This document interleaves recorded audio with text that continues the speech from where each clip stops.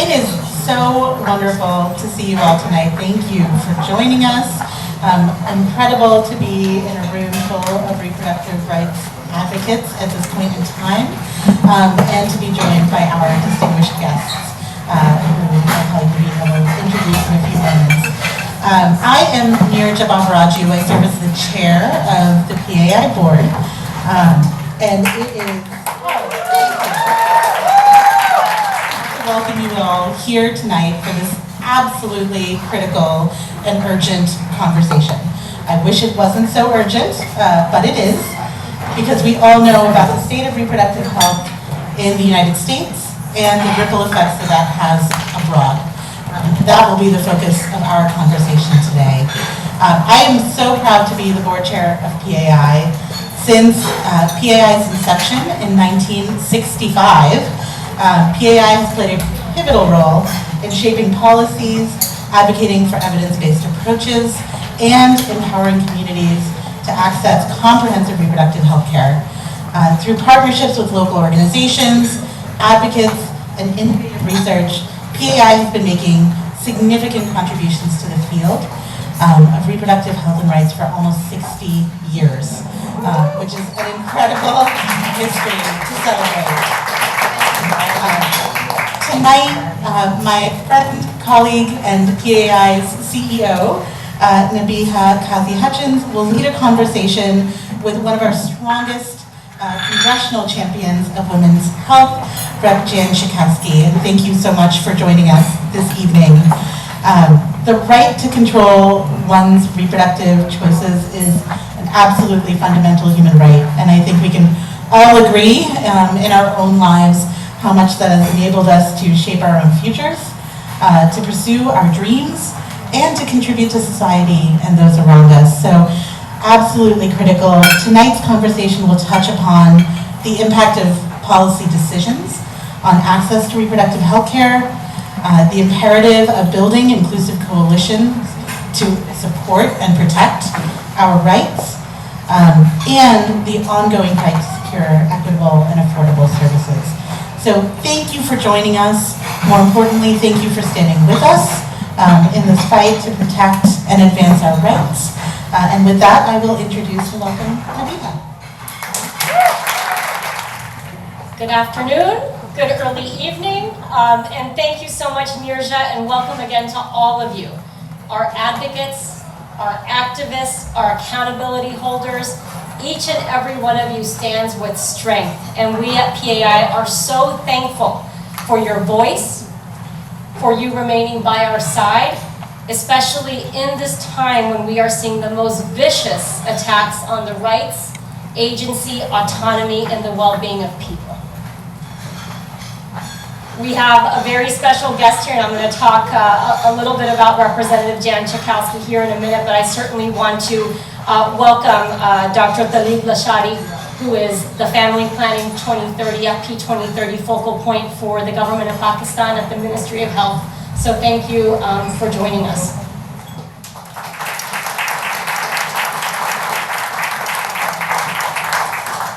I have the great pleasure of leading PAI, and PAI is a long-standing champion advocating for sexual and reproductive health and rights around the world. We've been at this for 58 years and we're not stopping.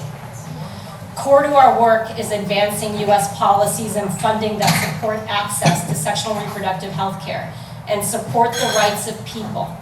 We work in partnership with policymakers and elected and appointed officials here in the United States to advance supportive global policies.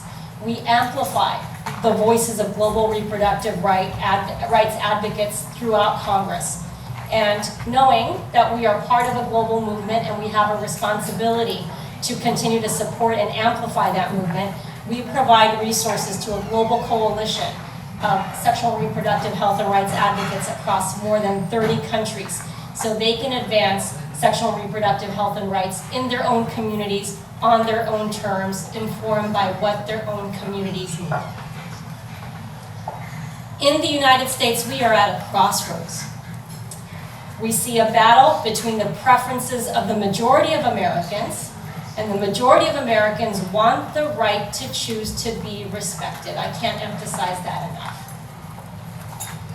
And we're at this crossroads knowing that reality, and also knowing that the will of the anti-rights minority is out there and doing all that it can do to extinguish our sexual and reproductive rights through a range of coercive actions that disregard our agency and autonomy. On the slideshow, you might have seen a photo of me speaking in front of the Supreme Court. That photo was taken on May 2nd, last year. It was the day that the draft ruling to end a 50-year constitutional right to abortion was leaked. On that day, I said many things, but one of the things that I also said was that the world was watching. We are coming upon the one-year anniversary of the overturning of Roe, and what started with abortion has not ended with abortion. You've seen the headlines. You've seen the attacks on comprehensive sexuality education, which prevents young people from getting information about their bodies and their rights. You've seen the attacks on the LGBTQIA+ community and their fundamental human right to be who they are and to love who they want to love.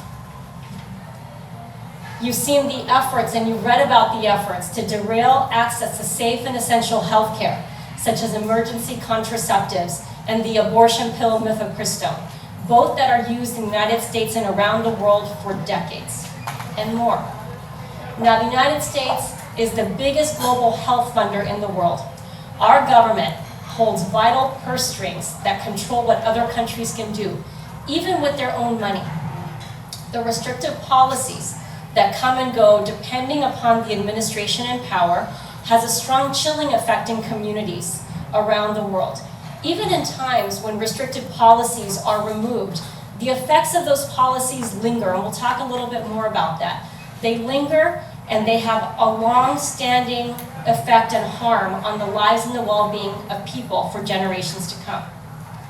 In addition to the ongoing U.S. policy landscape affecting access to reproductive health and rights, we see a powerful and a well-funded opposition movement that also circles our efforts and those of our partners around the world. Over the past year, inspired by U.S. actions and U.S. rhetoric, the anti-rights movement across the globe has jumped into immediate action to try to derail and dismantle progress for sexual and reproductive health. Today's conversation is going to touch on the impact of policy decisions on access to reproductive health care, the ongoing fight to secure equitable and affordable services, and the imperative of building inclusive coalitions to tackle anti-rights efforts and achieve progress for people.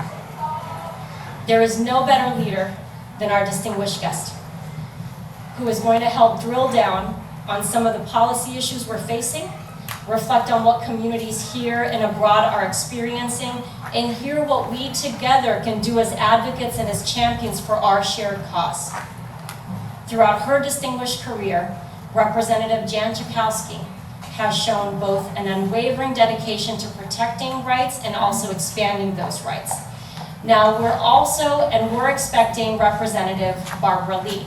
She does the work of the people, just as Representative Schakowsky does, and she's actually in a legislative markup right now. So we're not sure if she's going to be able to make it. And if she does, she'll join us on stage, but we're still going to have an extraordinary conversation with an extraordinary leader who's been at the helm of this movement for a long time. Representative Schakowsky's been a steadfast advocate to access comprehensive health care, including contraception, safe and legal abortion, and maternal care. She's worked tirelessly to ensure that individuals have the power to make decisions about their own bodies, their own lives, and their own destinies. Representative Schakowsky is a passionate advocate for her constituents in the 9th Congressional District of Illinois and a staunch advocate for reproductive rights. She served in Congress since 1999 and remains a tireless champion for progressive causes, working to protect and expand access to reproductive health care for all. Representative Schakowsky has fought long and hard against restricted legislation, against legislation that will do harm, that will remove support and services and help for people across this country and around the world. She has championed bills that seek to strengthen and expand access to contraception, protect women's healthcare providers, and safeguard a woman's right to make her own reproductive decisions. This includes co-sponsorship of the Abortion is Healthcare Everywhere Act, which seeks to repeal the Helms Amendment. This legislation would enable U.S. foreign assistance to be used to fund safe and legal abortion services in other countries where abortion is legal. Her vision has fostered a supportive environment where we can actively support and champion these kinds of initiatives, and she also regularly advocates on the Hill, of course, with her congressional peers in caucuses and public events like this conversation today, to ensure that reproductive rights are expanded upon and protected. I'm beyond thrilled to have you here. Thank you so much for joining us, and if you would kindly join me on the stage. Thank you. I was hoping you'd say, I was the first one to get arrested when sitting in front of the Supreme Court. I just wanted to add that.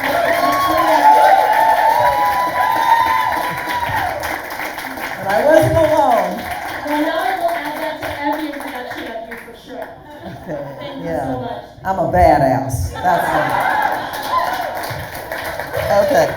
Just want you to know. So tell us, since you are a badass, and you've been such a strong champion for women here at home and around the world, tell us about the genesis of your activism and what brought you to this movement specifically. I will do that right away, but I do want to say, I know Barbara Lee would much rather be here. This is a very difficult appropriations markup where there is ongoing effort to cut back on the kind of investments that we want to make that are going to help people, that can really make the kinds of changes. And you know, Barbara Lee is in charge, is the, well, now ranking Democrat, has been the chairman of the subcommittee that deals with reproductive rights. And, you know, talk about a brave and steadfast fighter. As you know, Barbara Lee was the one vote to oppose the U.S. invasion into Afghanistan.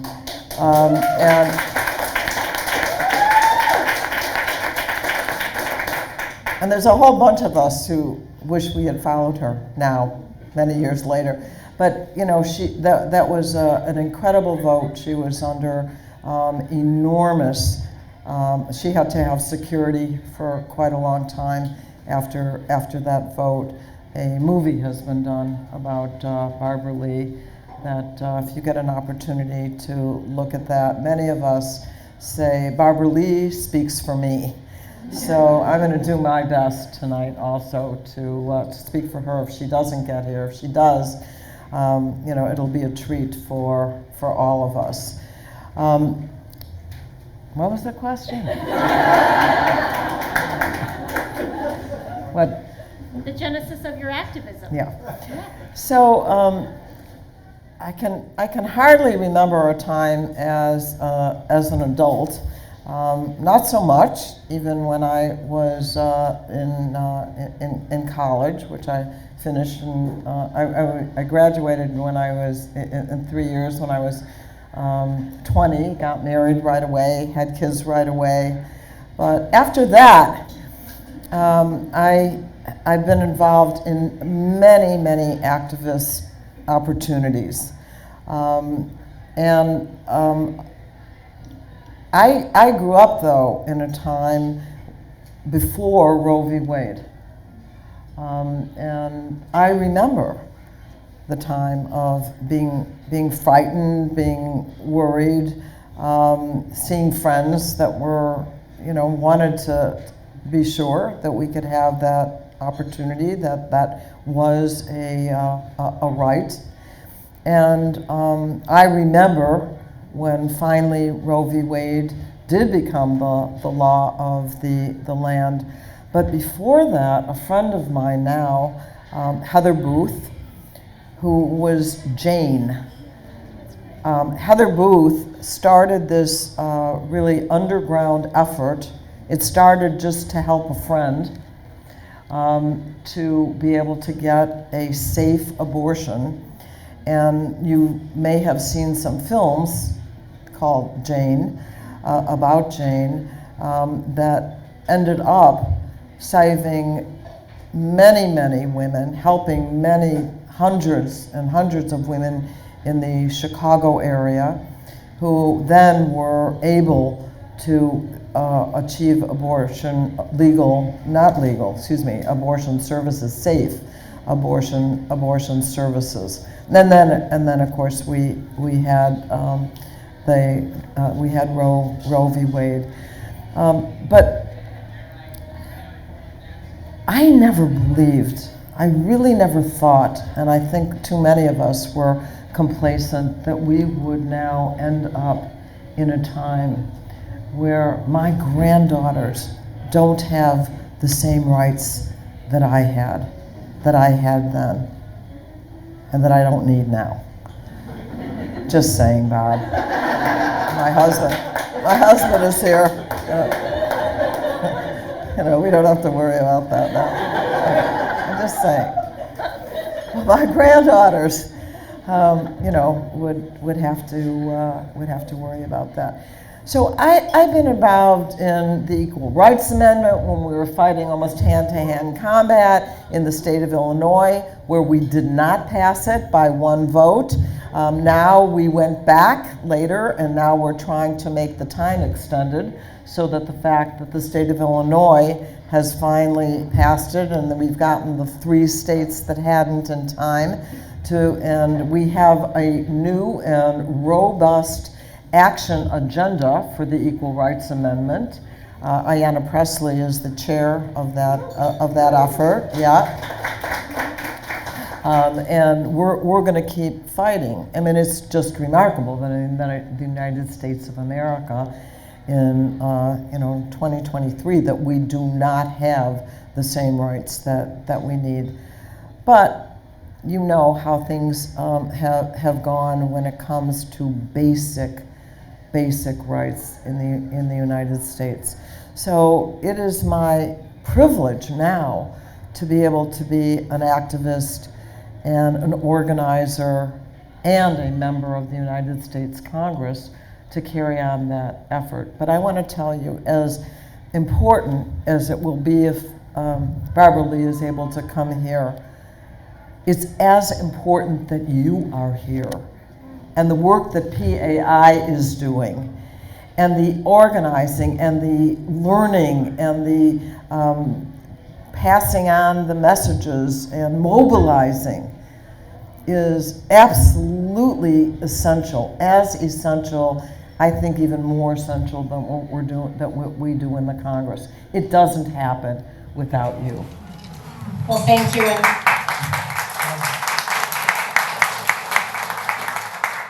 We view this as a partnership, and it means the world to know that we have people who are on the inside who are advancing this issue, advancing the cause, and being so accessible to the voices of many, and we'll get a little bit to that, but certainly thank you for your leadership on this. It is a partnership. An inside-outside strategy. Inside-outside strategy. It is a partnership, as you said. Yeah. Well, just building on that, and of course, here tonight we have so many advocates, so many voices that really are appealing to our government, and as we've talked about, you are an advocate, an activist, a badass, and also serving inside, in the halls of Congress, and in the situations where these decisions are being made, and would love to talk to you further about your work in co-leading the Global Her Act. You've taken a strong stance against the Helms Amendment, introducing the first bill ever to eliminate that policy.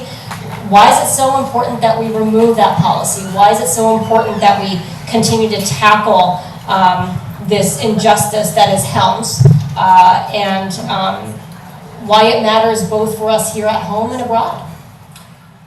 Well, as PAI has always had in its history, that all human beings deserve certain human rights, basic human rights, and I have seen myself as part of an international sisterhood, and that we have to be working together. So Jesse Helms, a United States senator, a far right, especially when it comes to human rights and civil rights, shortly after the passage of Roe v. Wade, added an amendment that would prohibit any federal dollars in the United States of America going to reproductive rights around the world. We could not give money to organizations or to countries for the purpose of abortion rights, with exceptions. And those exceptions were for the health of the life of the mother, rape and incest. However, that amendment, almost from day one, the Helms Amendment, has never been applied in that way. Exceptions have never really been used. So all over the world, because of the Helms Amendment, many places, most places, all places in the world believe that the money cannot go to them. And I have to tell you, I've had the privilege as a member of Congress to travel, and I've been to places where I've gone to clinics where I see women and children, sometimes with many children, where clearly these mothers, these women, do not want to bring a child or another several children into poverty. And it is just heartbreaking. They'll do anything to take care of those children, but have no ability to limit their families. So actually, we've sent now a number of us, and Barbara was involved, messages to USAID to please help us at least clarify the exceptions right now to Helms. We're going to keep fighting. Barbara Lee actually did get in an appropriations bill that it got removed from the funding in the appropriations bill, along with the Hyde Amendment. But here we are today in a different situation where those two things prevail, the Hyde and the Helms Amendment.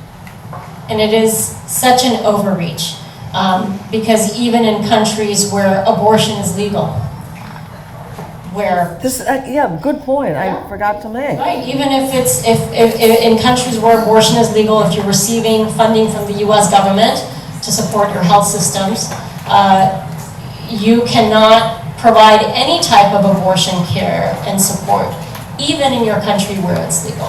And to your point, and what you've seen in your travels, we hear this from our partners on an ongoing basis, just not only the impact of the damaging effects of a Helms, but also we know the global gag rule, which has a ping pong effect and comes and goes depending on the administration that's in power. And certainly during President Biden's administration, he did repeal the global gag rule. We're working for permanent repeal. We've endorsed all the bills that you've talked about and that you and Congresswoman Lee are also championing.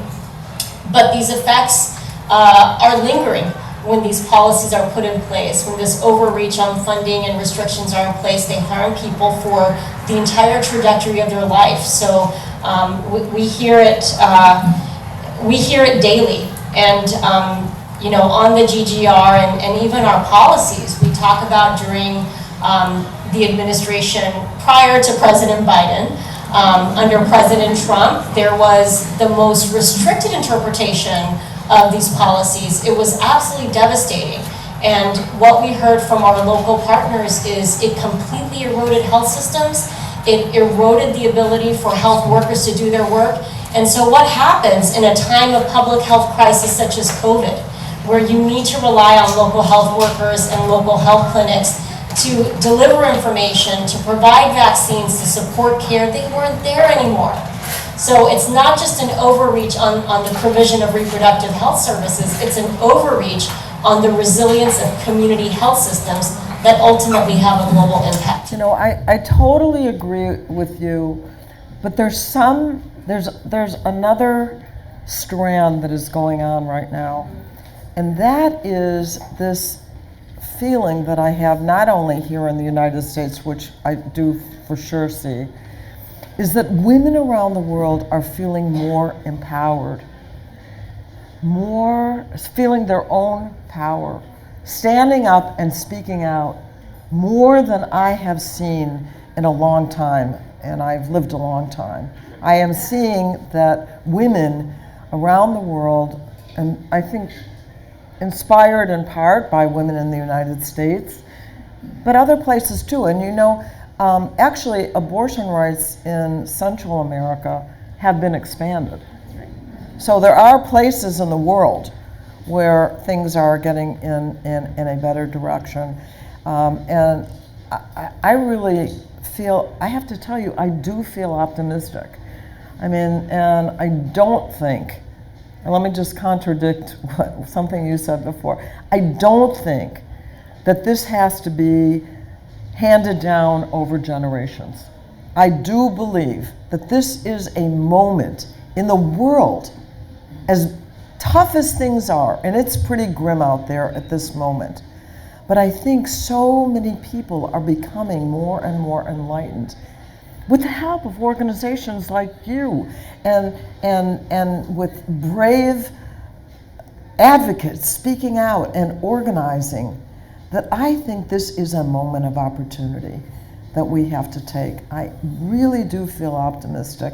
And you know, I know this is not a political organization, you know, but I do want to say that I do believe that elections matter, and that this election is a turning point, could be a turning point for the world in so many different ways. A time when we can actually make the planet cleaner, make people healthier, give more power to people to be themselves in this world. I feel this change a coming. I'm so glad you raised this, because when we face what we face with the overturn of Roe, the U.S.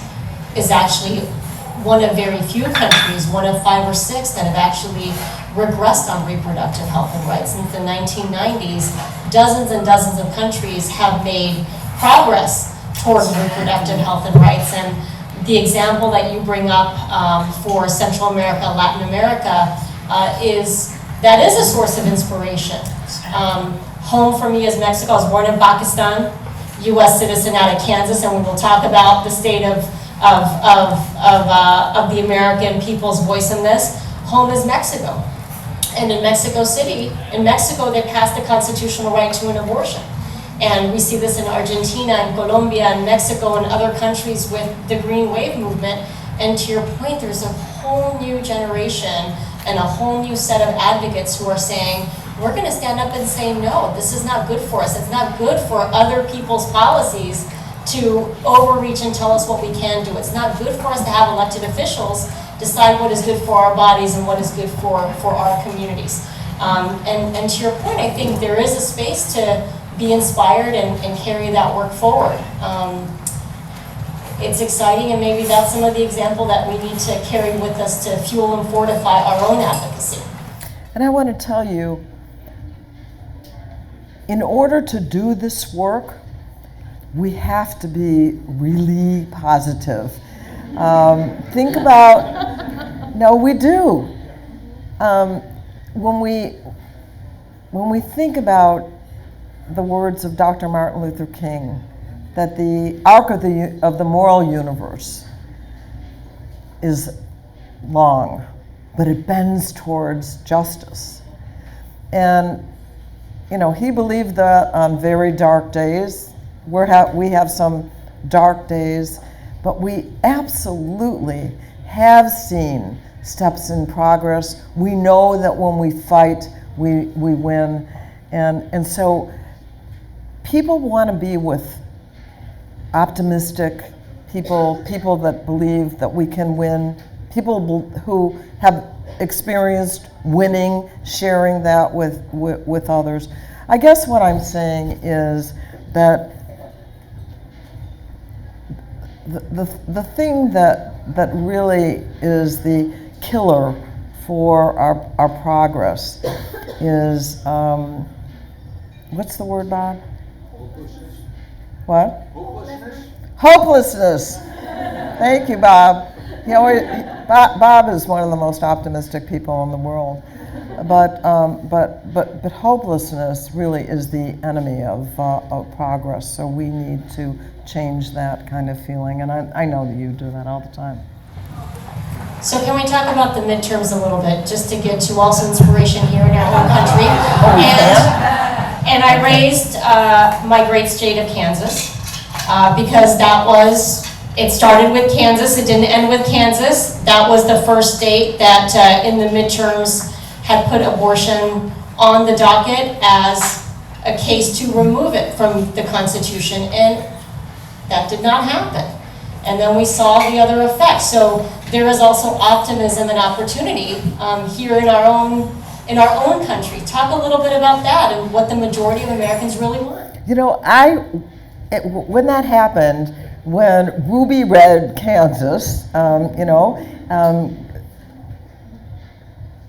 when people actually had the opportunity themselves to voted pretty overwhelmingly that no, they didn't think that it was a good idea to repeal the state Supreme Court idea that reproductive rights were legal.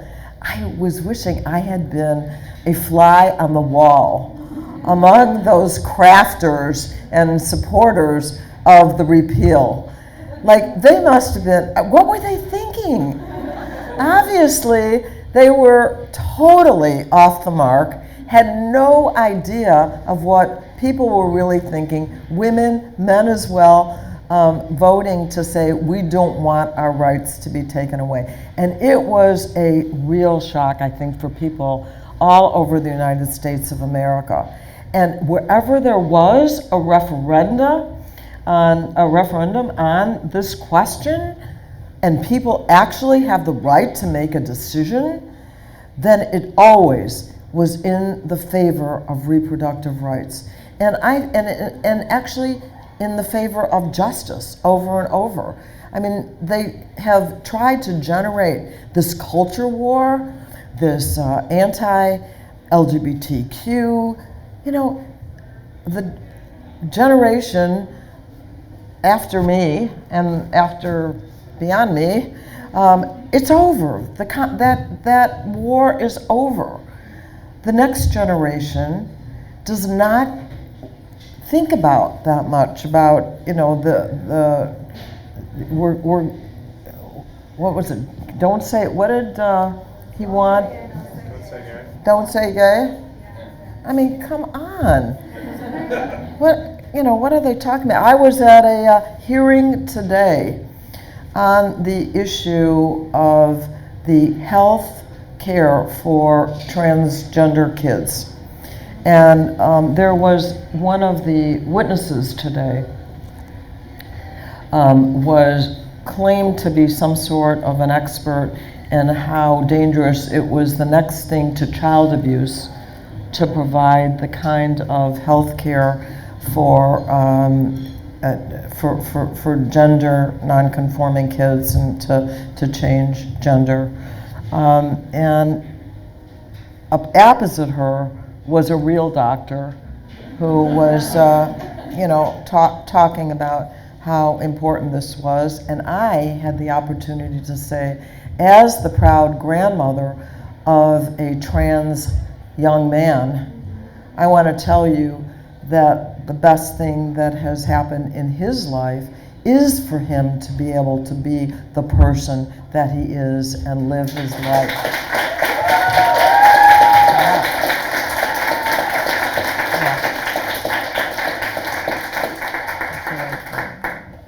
I want to talk about continuing to be in service to you and to others who are championing this work. And a show of hands, students in the house, raise your hands, all ages. Right, raise them. What do you need from our young advocates, from the older advocates, our researchers, those who are working in this space, so we can continue to support you in your own work for us? We need to mobilize, we need to organize, we need to maximize all the work that we do. We need to invite everyone we know to join. We have to encourage people to figure out, what is your place? What are you going to do?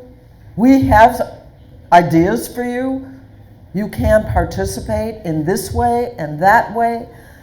You can do it if you are young, if you are old, if you are a person with disabilities. You can be part of the solution. And without you, we can't do it. That's the thing. We can't, there's a lot of hand-wringing. In fact, I do this event every year. I had my 22nd Ultimate Women's Power Lunch. Oh, it is good. This year was kind of the best, because it started, and we always have marvelous speakers. Nancy Pelosi has been there. We had 3,000 people come to the event. It's always almost about 2,000 people. It's a big event in the city of Chicago in the spring of every year. But this year it started with, and now we begin with a message of Governor Ron DeSantis. And the screen opened, and out came, Bob, what was it?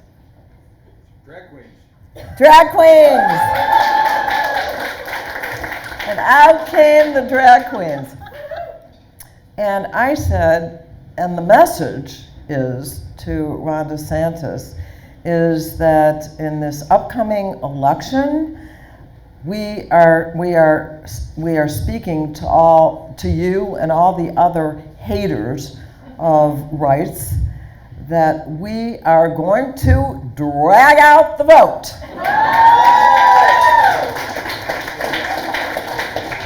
And then we went on, talking about what the agenda was, how we were going to win.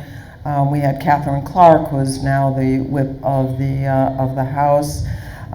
We had the mayor of Los Angeles come and speak to us. So it was a great event.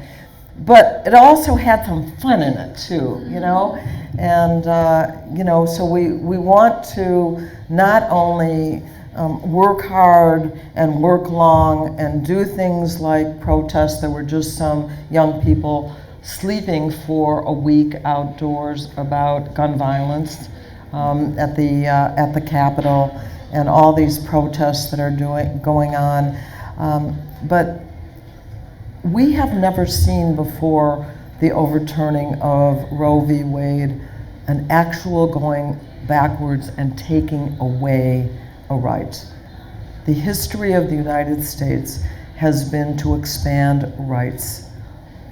And we fought a terrible civil war, and certainly the legacy of slavery is not done yet in the United States of America. We have work to do, but yet we had never seen the kind of legislation then that, as a rule of the United States of America, to take away a right. That is absolutely unacceptable. We know that the majority of Americans agree with us. We saw it not just in Kansas, but in all the polling that we see, that reproductive rights are what the majority believes in. And I am absolutely convinced that there are so many things that we can do. I think the Supreme Court is starting to get a little bit of a message that it is losing popularity and respect by leaps and bounds. And I think some of the Republicans are beginning to understand and are feeling a little cautious about the extreme positions that they are taking. I think that they are realizing that the politics around gun violence is changing in our country. It's in the air, and it's in us, and it's within our ability to make the changes that we need. We do not have to live in a world where you or my granddaughters don't have basic rights. Now it's really up to us, all of us. And this is the time. We can do this. When we fight, we win. When we fight, we win. True. It's true. And we will win. We will absolutely win. And my last question for you has to do with connecting all of these dots at a local level. They always say all politics is local, and so much of the reproductive health decisions and energy and movements are happening at the state level. Certainly from the perspective of how do we protect our rights in each of our individual states, which also then is the groundswell to indicate what the rest of the country wants. But how do we better connect the dots to also advocate for protecting and advancing the rights of our sisters and brothers and other people around the world? Is that something that constituents at the state and district level care about? For example, in your own district? Well, I'll be honest with you. If you ask most Americans, how much money does the United States of America spend on foreign assistance of any sort? They are likely to talk about, we think probably 20%. It's less than 1%. It's less than 1%. Who said, did someone have a better number? No? Okay, or the right exact number. It's under 1%. And so actually, it is a job to make sure that we take as responsibility, and I do want to say to my sisters as women as well, that we take some responsibility. We are such a small world, and what happens anywhere happens everywhere. We saw that in the pandemic, that this was a worldwide pandemic, that we all rely on one another. And so it's not been as easy to mobilize around the idea that we have to fight not only to end the Hyde Amendment, which prevents public dollars in the United States of America to go into abortion, to provide abortions, but around the world as well. And so it's absolutely essential that we establish in our own hearts and minds and in our work that there are not just inalienable rights, as we say in our Constitution, but rights of human beings all over the world to be able to control their own bodies, their own destiny, to have the right to health care, that they have a right to housing and shelter, and the things that, and the right to be who they are. So we have to be intentional about organizing around these issues, to make it part of our agenda to stand up for people and our sisters and brothers around the world. And it is not helpful to the United States of America when we see countries around the world turning right and to, right wing, and to diminishing rights, and mocking democracy as something that doesn't really work.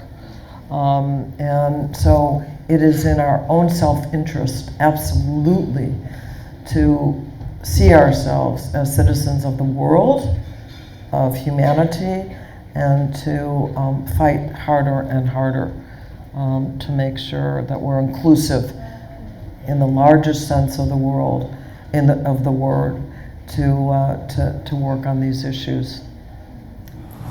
Thank you so much for all of these words of encouragement and for the inspiration and your example. And we are so very thankful for your leadership. You stand so courageously advocating for rights and advocating for the well-being of all of us here in this great country and also around the world. And you keep having these courageous conversations in Congress, and we know that these conversations are not easy. Yet you stick with it and you keep fighting that great fight for us. I hope you know that PAI and all of our guests stand with you. Our guests here are our partners across the country, our partners around the world, and we stand with you because you also stand with us. We know that reproductive health and rights, this is not just and merely, although it is important, a matter of health or choice.